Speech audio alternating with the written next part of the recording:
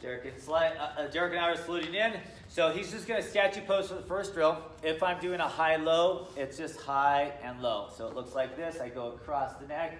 I go for the kneecap or the stomach or the groin or whatever. Or it could be, just remember, everything can work on any angle. It doesn't have to be exactly facing the person.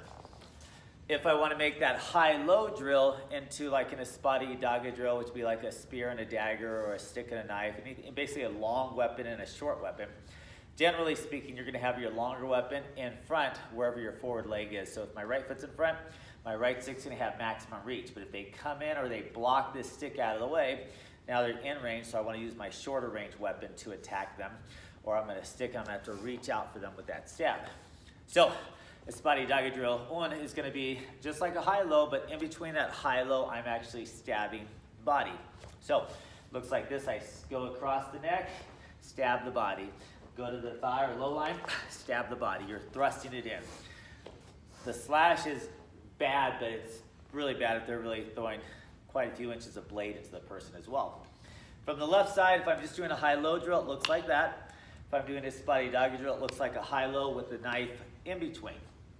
So when I go for my low, I'm kind of umbrellaing up.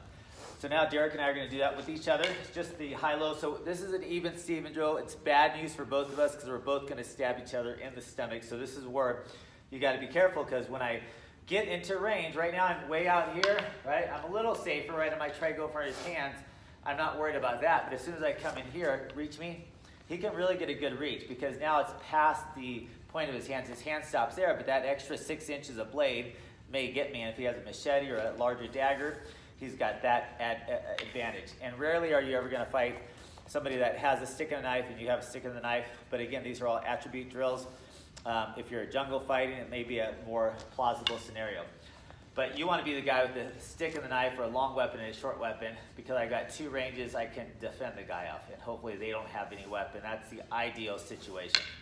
So we go stick on stick, knife to belly, stick on stick, knife to belly.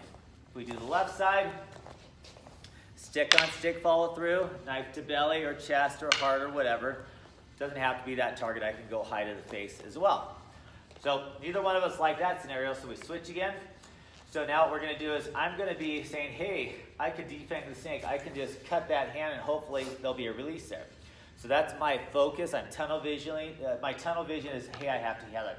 I may not have even seen that knife. The knife may be kind of tucked away and it's just ready for me, or he's drawing it from his hip or his back or side pocket.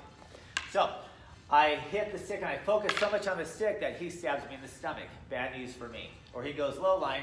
I'm focused on defanging the snake so much I forget about his thrusting angle here. So I'm like, well, that didn't work. And then we're going to have him do it to me. He's going to focus on the stick hand to defang that snake. He may get it. He may defang it, but I've got him here. Low line, he focuses on defanging the snake. He does defang the snake or the stick hand, but at what cost? We'll do a couple on the left side. So again, I'm focusing on defanging. He just sees that coming. He might drop the stick, or he may still keep it in his grip. So he comes at me, boom, I'm still in trouble.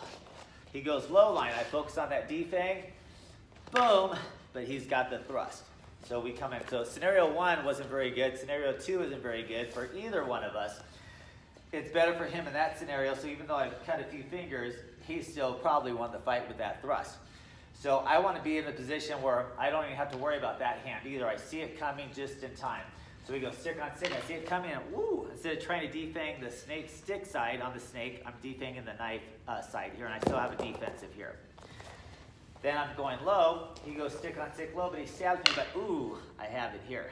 And this is like that high split pattern as well. Derek does it to me. He's going to worry about this knife. When he sees the knife coming, he's going to defang the knife hand, not the stick hand.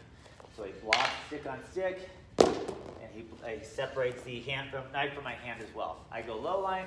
He sees it coming.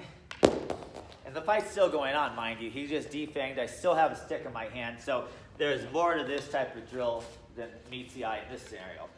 Left side, I'm going to defang his knife hand as he thrusts it in. Stick on stick, knife on knife hand. Stick on stick, knife on knife hand. And you can mix it up. I could be doing the grips in a variety of ways as well, or even on the stick side. Derek's going to do knife to my knifing hand after the stick. boom. We go low line, boom. So practice those back and forth. It's so good to practice those bad scenarios because you're like, oh, that's why I may not want to do it if he has a knife. If he doesn't have a knife, drop your stick and knife. He might block this hand. Yep, and I have him there. He may block the stick and the knife hand. Then I have to do something else. I might have to go here or whatever.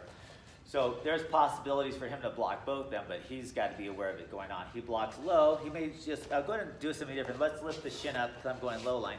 Boom, and I stab. He just goes for my hand. Or he blocks it with the hand, block with the hand, boom, and he blocks it here. He may hit it hard enough where I defang it or I lose my blade as well. So everything you practice with the stick, single stick, practice with double stick, practice with knives, single knife, double knife, practice with knife, empty hand with knife, empty hand with stick, empty hand versus weapon opponent as well. So it's the same drill. So we're doing high-lows or we're doing Espada Dagas with that blade. And you're practicing defanging for the stick, defanging for the snake. See which scenario makes more sense. Practice that.